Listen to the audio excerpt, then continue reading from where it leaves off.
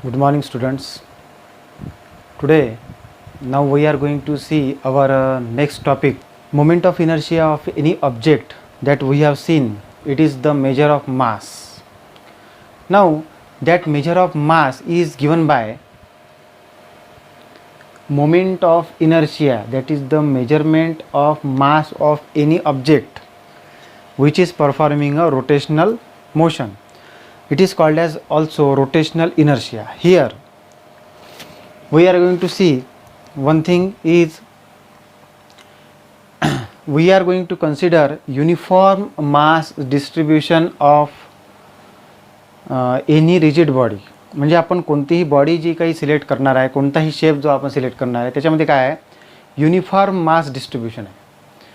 For example, if we are going to see any type of ring, any type of disc, any type of body which is rigid body is consist of a mass or is consist of a particles which are having the same mass and uniformly distributed.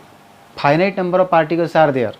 म्हणजे आपण कोणतीही body finite number of पार्टिकल्सनी occupy झालेली असं आपण पाहत आहोत आणि म्हणून आपल्याला काय दिसते इथं की आपण युनिफॉर्म मास डिस्ट्रीब्युशन शिकत आहोत.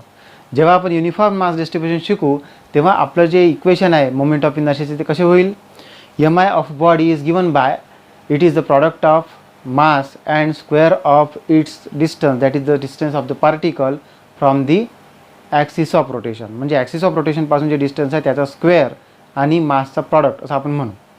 मग आपण एखादा पार्टिकल कन्सिडर केला, त्याचा मास यम आहे, स्मॉल एम, बरोबर आहे. त्यानंतर त्याचा डिस्टन्स समजा स्मॉल आर आहे असं म्हणू आपण. तर स्मॉल एम किंवा इथं स्मॉल डी एम घेतलं तर डी एम घेऊ आपण. स्मॉल डी एम असं एक मास आहे एखाद्या रिजिड बॉडीमधलं, असं एखाद्या मास एखाद्या पॉईंटचा मास आहे. ते समजा डी एम आहे, त्याचा डिस्टन्स हे स्मॉल आर आहे, तर मग त्याचं मोमेंट ऑफ इनर्शिया काय येईल तर यम इंटू आर स्क्वेअर, बरोबर आहे.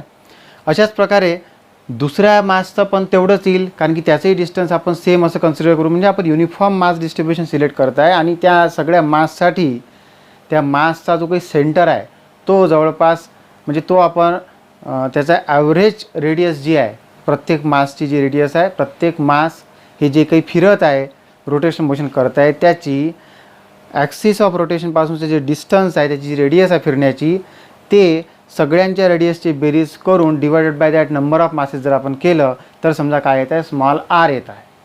ते स्मॉल आर असं जर त्याचा डिस्टन्स असेल तर ते ॲव्हरेज डिस्टन्स आपण घेऊ of all the masses, and for all the masses if mass is taken as dm dm dm म्हणजे प्रत्येक पार्टिकल मास आपण dm जर घेत आलो तर आपल्याला असं लिहिता येईल की त्याला आपण समेशन न करता आपण त्याला इंटिग्रेशन असं करू. कारण त्या ठिकाणी आपण समेशन करताना आय लिहिला होता, I is equal to 1 up to N असं काहीतरी आपण कन्सिडर केलं होतं. म्हणून M1 R1 square plus M2 R2 square असं आपलं आलं होतं. इथे आपण इंटिग्रेशन करत आहे म्हणजे या ठिकाणी सगळे काय आहे, सारखे मासेस आहे. म्हणून आपण M1 M2 न घेता काय घेत आहोत, स्मॉल DM एवढं घेत आहोत.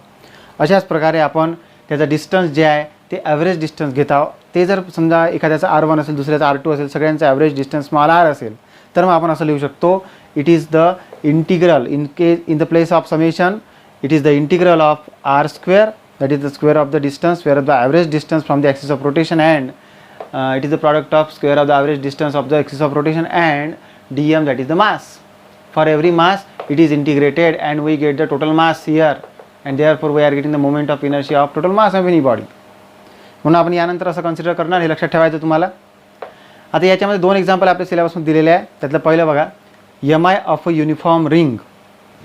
म्हणजे एक रिंग आहे, जसं आपण बांगडीचं उदाहरण जर पाहिलं, आपण बांगडीचं जर आपण उदाहरण पाहिलं ती काय, एक हॉलो रिंग आहे. त्या रिंगचं उदाहरण जर आपण पाहिलं तर समजायचं हे ते रिंग आहे आणि ह्या रिंगला मी एका सेंटरमधून जाणाऱ्या ॲक्सिसच्या भोवती, ॲक्सिस हा असा आहे आणि रिंग ही या प्लेनमध्ये आपण कन्सिडर करत आहे. अशा वेळेस जर ती रिंग आपण अशी फिरताना कन्सिडर केली during its rotational motion, if radius of any mass on the ring is capital R and if total mass of the ring is capital M, then integrated that total mass with the same radius r, that is capital R here, we can get the integral of capital R square into, suppose dm plus dm plus dm is equal to m. Therefore integral of dm is capital M and small r, in place of small r we are going to write we are going to write capital R. Therefore we are getting here equation I is equal to m into r square. अशा प्रकारे आपल्याला M I of uniform ring, आपण uniform consider करत आहे की त्या रिंगमध्ये प्रत्येक पोर्शनला सारख्या प्रमाणात ॲटम्स आपण कन्सिडर करत आहे आणि ते ॲटम्स जे आहे त्यांचा मास पण आपण काय करतो, सारखा आहे असं म्हणता. युनिफॉर्म डिस्ट्रीब्युशन ऑफ मासेस आपण कन्सिडर केलेलं आहे, असं आपण दरवेळेस करणार. हे झालं एक उदाहरण. दुसरं उदाहरण आहे M I of uniform disc. Uniform म्हणजे सारखी, डिस्क म्हणजे काय, आपण सी डी पाहतो, सी डी ज्याच्यामध्ये पिक्चर असतात, DVD असते, CD असते, त्याला आपण काय म्हणू, डिस्क असं म्हणू. किंवा आपण एखादी प्लेट घेतली, आपण विचारा ज्याच्या आपण जेवण करतो, आपण ते प्लेट घेतो बरोबर आहे ताटामध्ये, ती प्लेट जर आपण अशी सपाट किंवा एखाद्या याच्यावरचं पातेल्यावरचं झाकण जर आपण पाहिलं तर ते काय राहते, मग डिस्क आहे, ती भरीव असते. रिंग ही हॉलो होती आपली, पण डिस्क कशी आहे आपली, भरीव आहे. अशा प्रकारची डिस्क जर मी कन्सिडर केली तर त्याचं काय होईल ते आपण पाहू. ते बघा, for M I of uniform disc, इथे आपण एक असं कन्सिडर करा की इथे एक युनिफॉर्म डिस्क मी कन्सिडर केलेली आहे, ती या ॲक्सिसच्या भोवती युनिफॉर्म वेलॉसिटीने फिरत आहे. आता युनिफॉर्म वेलॉसिटीने फिरत असलेली डिस्क जी आहे त्याचं मला एम आय काढायचा आहे, म्हणजे मोमेंट ऑफ इनर्शिया काढायचा आहे. त्यासाठी मला एकदम ते काढता येणार नाही, त्यासाठी मी इथे एक स्मॉल रिंग कन्सिडर करतो. या रिंगला मी 0 रेडियसपासून, तर समजा कॅपिटल आर ही टोटल डिस्कची रेडियस आहे, तर ह्या डिस्कला मी अशा स्मॉल रिंग्समध्ये जर डिवाईड केलं तर कॉन्सेंट्रिक रिंग्स जर मी सगळ्या पाहिल्या तर त्या सगळ्यांचं मिळून काय बनतं, इथं एक डिस्क बनत आहे. म्हणून इथं मी असं कन्सिडर करतो की let the disc is made up of small rings, that is concentric rings of each having mass dm and having thickness, or we can say that the width of the ring is dr. मग आपण असं consider करू की dr हे width आहे रिंगची आणि dm आहे त्याचा मास आहे. मग आपण काय करू की या एका रिंगसाठी मोमेंट ऑफ इनर्शिया काढू आणि मग तोच काय करू, इंटिग्रेट करू. कशापासून, तर 0 रेडियसपासून तर कॅपिटल R रेडियसपर्यंत त्याला इंटिग्रेट करू. अशा प्रकारे आपल्याला या अशा जेवढ्या की कॉन्सेंट्रिक रिंग्स आपण कन्सिडर करत आहे त्या सगळ्यांचा मोमेंट ऑफ इनर्शिया एकत्रितपणे मिळेल, म्हणजे आपल्याला पूर्ण डिस्कचा मिळेल. That is we are getting the moment of inertia of disc. For that firstly let us think about the surface density of the disc. या डिस्कची सरफेस डेन्सिटी काय, आपण फक्त डेन्सिटी जेव्हा म्हणतो त्यावेळेस काय म्हणतो आपण, मास अपॉन व्हॉल्यूम असं म्हणतो. जेव्हा आपण सरफेस डेन्सिटी म्हणतो तेव्हा आपण सरफेसचा एरिया कन्सिडर करतो, व्हॉल्यूम नाही. म्हणून आपण काय म्हणू, surface density is equal to mass upon that area for which the density is considered. इथे जर आपण पाहिलं ते, तर आपण कॅपिटल एम हे या पूर्ण डिस्कचं मास आहे, म्हणून मी मासच्या जागेवर कॅपिटल एम लिहित आहे. आणि पाय आर स्क्वेअर हा एवढ्या डिस्कच्या सर्क्युलर सरफेसचा एरिया आहे, म्हणून त्याला काय म्हणू आपण, पाय आर स्क्वेअर. आर त्याची काय झाली, टोटल रेडियस झाली, बरोबर आहे. आता ही जी काही छोटी रिंग मी कन्सिडर केलेली आहे, या छोट्या रिंगसाठी बघा त्याचा एरिया जर मी काढतो म्हटलं सर्वात पहिले, तर मला असं दिसते की it is the 2πr into dr, म्हणजे area of the ring is given bye 2πr into dr. हा कसा आला आपला 2πr, तर आपल्याला माहीत आहे की या सर्क्युलर स्पेसचा एरिया असतो आणि ही त्याची थिकनेस, आपण सिलेंडरचा एरिया काढतो किंवा या थिकनेससाठी आपण इंटू दॅट थिकनेस जर आपण केलं तर तो आपल्याला मिळते 2πr into dr. Therefore area of the ring is given bye 2πr into dr. लक्षात आलं आहे. आता हे सिग्मा जर मी या रिंगसाठी काढलं तर मला असं दिसते sigma is equal to dm is that mass upon that area of the ring, that is 2πr into dr. याच्यावर मला dm मिळालं, म्हणजे sigma into 2πr into dr. आता मला dm मिळाला म्हणजे मास मिळालेला आहे आणि मला याची रेडियस माहिती आहे, ती म्हणजे स्मॉल r आहे. म्हणून मास आणि स्क्वेअर ऑफ द रेडियसचा प्रॉडक्ट म्हणजे मला काय मिळते, मोमेंट ऑफ इनर्शिया. ते जर मी पाहिलं तर मला असं मिळते M I of the ring is equal to IR, that is moment of inertia of the ring having radius small r is given by is equal to dm into r square. dm त्याचा मास आणि r त्याची radius, त्याचा square, म्हणजे काय झाला, moment of inertia. आपल्याला formula माहीत आहे. हा मोमेंट ऑफ इनर्शिया झाला या छोट्या रिंगचा. आता आपल्याला पूर्ण या डिस्कचा मोमेंट ऑफ इनर्शिया जर काढायचा असेल तर मला अशा कॉन्सेंट्रिक सगळ्या रिंगचा मोमेंट ऑफ इनर्शिया काढावा लागेल आणि सगळ्यांना इंटिग्रेट करावं लागेल, एकत्रित करावं लागेल. मग मला मिळेल या पूर्ण डिस्कचा मोमेंट ऑफ इनर्शिया. त्यासाठी मी काय करतो, moment of inertia of disc काढण्यासाठी आय त्याला म्हणू आपण is equal to integral of IR. आपण IR म्हणजे moment of inertia of that small ring consider करतो, त्याला मी इंटिग्रेट केलं कशापासून कशापर्यंत, तर रेडियसच्या स्वरूपात इंटिग्रेट केलं 0 पासून तर r असेपर्यंत. म्हणजे जेव्हा रेडियस 0 होती तेव्हाची पहिली सर्क्युलर रिंग, मग ती वाढत गेली. मग अशा प्रकारे सगळ्या सर्क्युलर रिंग विचारात घेतला कुठपर्यंत, तर जोपर्यंत कॅपिटल R एवढी रेडियस होत नाही तोपर्यंत. अच्छा, सगळ्या रिंगचा मी विचार जर केला तर मला काय मिळालं, total moment of inertia of the disk.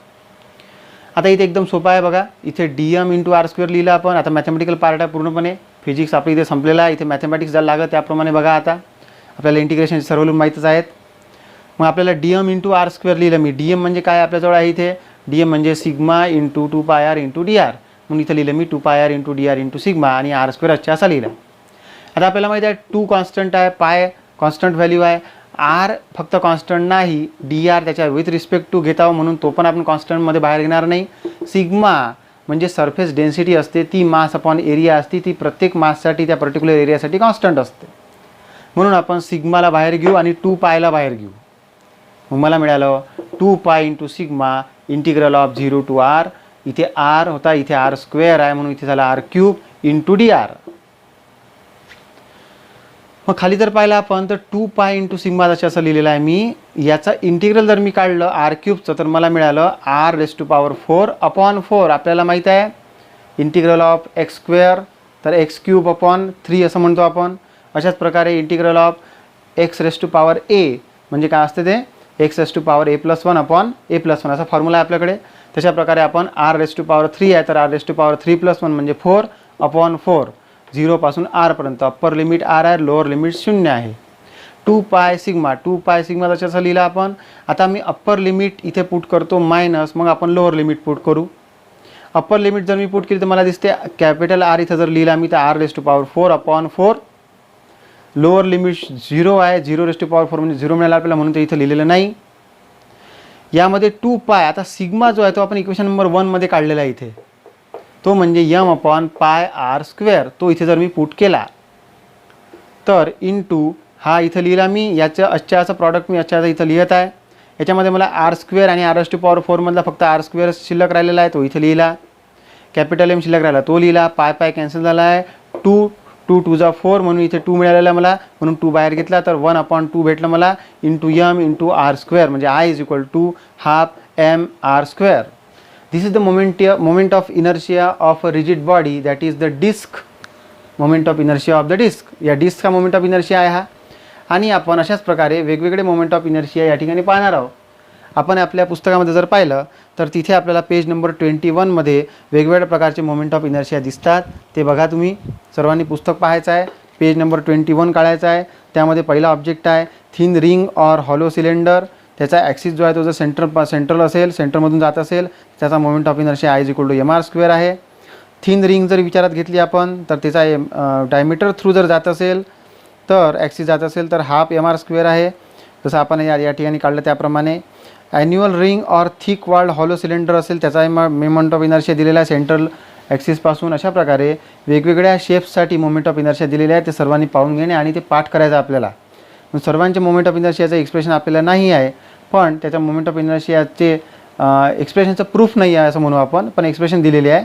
म्हणून आपण सगळे एक्सप्रेशन त्या प्रत्येकासाठी पाठ करूया. युनिफॉर्म डिस्कसाठी जसं आपण आता काढलं ते ½ mr².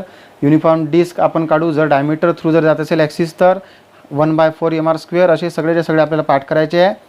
असे पेज नंबर 21, 22 आणि काही 23 वर दिलेले आहे. ते सर्वांनी पाठ करणे आणि लक्षात ठेवणे. थँक्यू.